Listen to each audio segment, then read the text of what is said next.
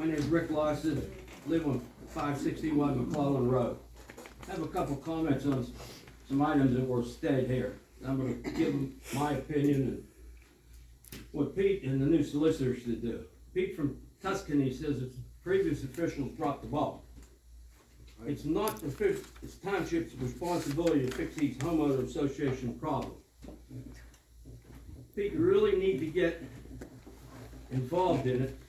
The bond was inadequate that was approved when that whole project started. It's in deficiency. Miranda and Quaker Engineering are arguing over money. That's what it's about. I was involved in it with Jamie. Jamie actually helped you guys in trying to negotiate this, to get this done. You need to talk to them and get up to speed on it. The airport.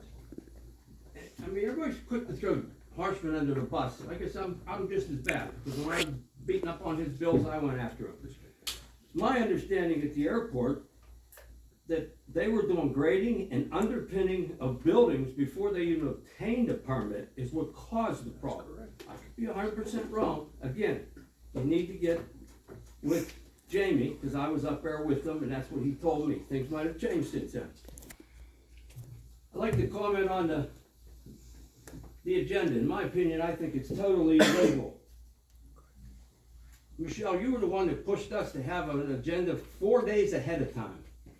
And yet you're changing it 4 hours before the meeting. We didn't change it.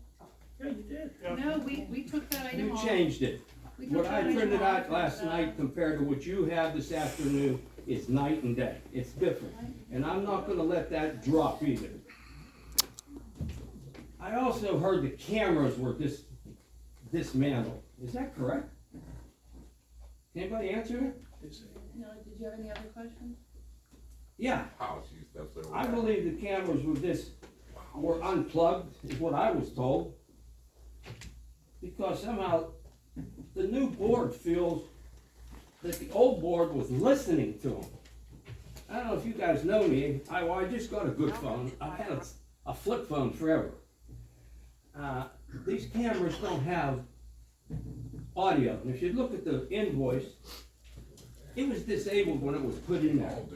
But in my opinion, why they were dismantled was, I have a picture of Michelle laying here on the supervisor's table during the day. I believe that's why it was dismantled. And as far as being worried about somebody listening, do you guys know you're being secretly and illegally taped every conversation you have with this lady, because she told me and 5 other people she secretly tape records every meeting, every conversation. I keep it in my purse. This is the kind of board you guys have here. So you can say all you want. I heard there was a right to know on cameras. Why don't you print out the thumb drive and give it to the people? You're stalling. You're not being transparent. That's right. Those are facts. You're not being transparent. I also heard that the GPSs were dismantled. Why would we dismantle GPSs? Amen. I mean, they're such a great tool for maintenance.